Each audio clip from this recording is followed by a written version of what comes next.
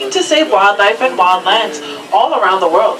I'll take you on a tour of wild Asia, including countries such as India, China, Cambodia, Mongolia, Indonesia, and Nepal, all without ever leaving the Bronx. We will begin the journey by crossing over the Bronx River. At approximately 24 miles long, this river is the only freshwater river running through the heart of the Bronx. It provides a habitat for ducks, fish, turtles, and migrating birds. As we enter the first meadow, you will see a variety of deer species, as well as a smaller antelope species. The spotted deer are known as the spotted access deer. They have been exhibited here at the Bronx Zoo since 1899 and are known to keep their spots for their entire lives. Unlike other deer species that will lose their spots when they mature. The smaller species that you see, those are the white-bellied blackbuck antelopes. They are sexually dimorphic, meaning that males and females do not look alike. Males will have darker tan coats with spiral horns, while females will have lighter tan coats and no horns. And the honey-colored larger deer that you see, those are the Barasinga deer. Barasinga means 12-tine in Hindi because males will have anywhere from 12 to 14 points on their antlers. You also saw a variety of peafowl, but I'll talk about them a little later in the tour. The exhibition huts to the right tell an important conservation story about the Barasinga deer that numbered less than 100 not too long ago. In 1970, there were estimated to be only 66 of the Barasinga deer remaining in central India. But this population was saved by the cooperation of the local Indian community. Like the shacks you see here, there were many small farms using space in and around India's Kanha National Park. These people were coming into contact with the deer and the tigers that were also living there. Through cooperation with the Indian government, local communities agreed to relocate their villages. By moving, farmers still had land to farm, but the tigers and their prey got more room to roam. We all know that a species that is extinct means it no longer exists, much like the dinosaurs or the dodo bird. In fact, the next species that we'll be on the lookout for was on the verge of extinction and could only be found in captivity. I'm talking about the Mongolian wild horses. Now, we currently have 7.5 Mongolian wild horses in our herd. I said half. We had a baby boy born about 8 weeks ago, and he is the only male in our herd. The rest are all female. Now, Mongolian wild horses are the only true wild horse living today. They differ in appearance from domesticated horses. They have a stockier build, shorter legs, and an erect mane, which is missing the forelock. That'll be the piece of mane that falls over a domesticated horse's forehead. These horses are genetically awesome. They rock mohawks while domesticated horses kind of rock bangs, if you ask me. But captive breeding of Mongolian wild horses dates back to 1901, beginning with a herd of 28 animals. The Bronx Zoo received its first herd of animals in 1902, and we have maintained and grown our herd since then. The horses that you have just seen are actually descendants from our original herd of horses. Wondering when the Bronx Zoo first opened? Well, we opened our gates back in 1899, so we've been around for quite a while.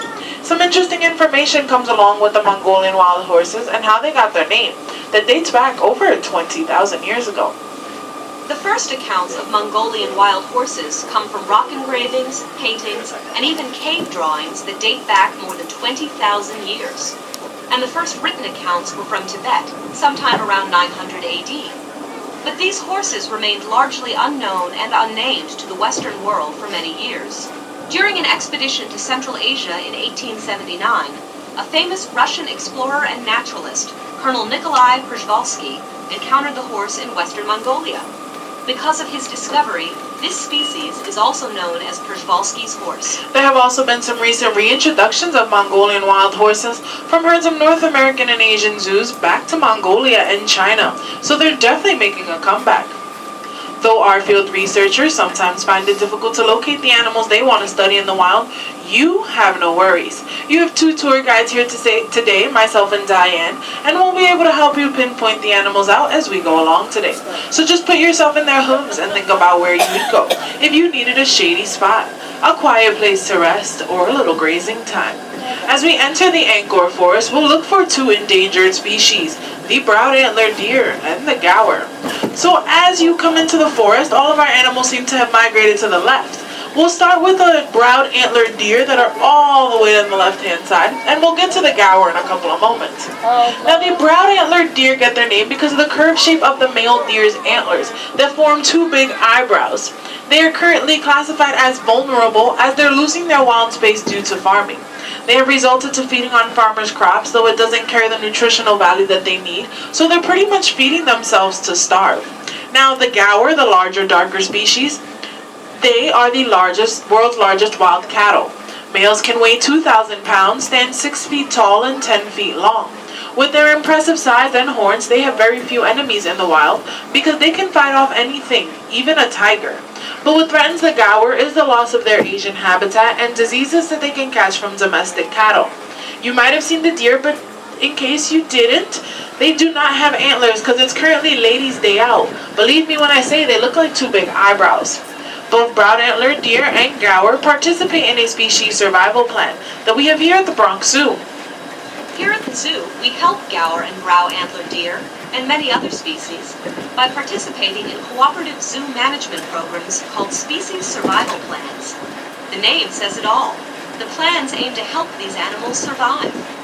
Zoos across the country work together to maintain genetically diverse populations of rare and endangered species. It's often easy to forget that the Bronx Zoo sits in the heart of an urban environment, and the noise that you'll hear behind you will be traffic on the Bronx River Parkway, though between you and I at times the monorail trains travel a lot faster than the southbound lane. The fence directly in front of us is used to reduce the noise of that city traffic so that our animals feel more at home, especially this next animal. Because once we've rounded the bend, we'll be looking for our Siberian tiger. But I please ask that you remain seated and you keep your hands, your feet, and your children inside the monorail train. Pretty much. Yep. We've just entered the tiger's den. Now, tiger stripes provide excellent camouflage, so they're very difficult to spot. But there he is in that bush by the pond. You might see him as we go along. I'm going to say that that's Anakin. You can see his head right here. Look at him. He's so cute. Now, Anakin is our 6-year-old, 450-pound male Siberian tiger. He's going to be in the bush by the pond. We just cut the grass so it's a little easier to see his face. And his back and his hind legs. Now, you can't hide something that orange in a field of green, but tiger stripes provide excellent camouflage, so they're often very difficult to spot. But no two tigers have the same stripes. They're much like fingerprints to humans. Now, Anakin is a growing teenage boy, and like all growing teenagers, they don't like to share. If we put another tiger in this exhibit, they'll just fight for territory, and we don't like cat fights. So if Anakin wasn't enough for you and he was in a difficult spot, you can visit more of our tigers at Tiger Mountain.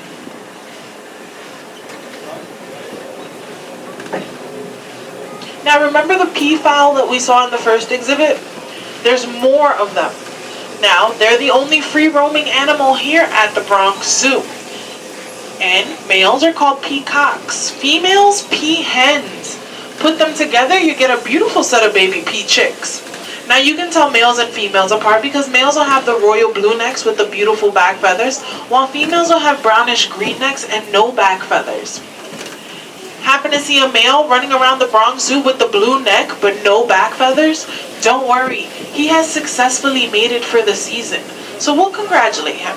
But for those that still have their back feathers, we'll tell them to try again next season. All males will successfully lose their back feathers at the end of the mating season, and they will regrow a new set of feathers for next year's mating season. As we round the bend, I want you to imagine a pig with upper tusks that are up to the top of its snout and curve backwards towards its eyes.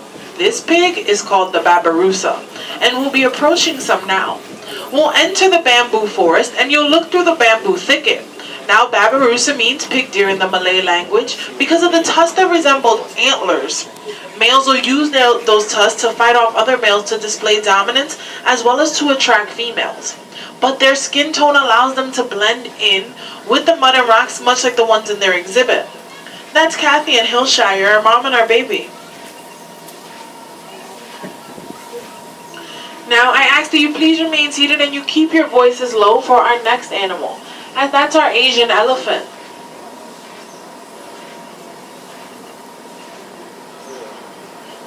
happy. Elephants are the largest land mammals, but they're also one of the rarest. Elephants can survive up to 60 years in the wild, and the Asian elephant that you're seeing on exhibit here today is known as Happy. She's about 44 years old. Oh, I'm sorry, this is Patty and Maxine. I apologize. I didn't see Maxine hiding all the way over here in the corner. Sorry, girls. So Patty and Maxine are each about 45 years old, and they individually weigh 10,000 pounds. Now this is Maxine all the way closest here to the gate, and that's Patty. Now, Patty and Maxine eat a lot of fruits and vegetables. In addition to their fruits and vegetables, they receive 200 pounds of hay each day from our zookeepers, as well as drink 60 gallons of water. Did you take a look at their trunks? Because those are incredible tools. They have more than 40,000 muscles in that trunk, and they can uproot a small tree with enormous force, or gently pick up an egg without breaking it due to the finger-like feature at the ends of their trunk.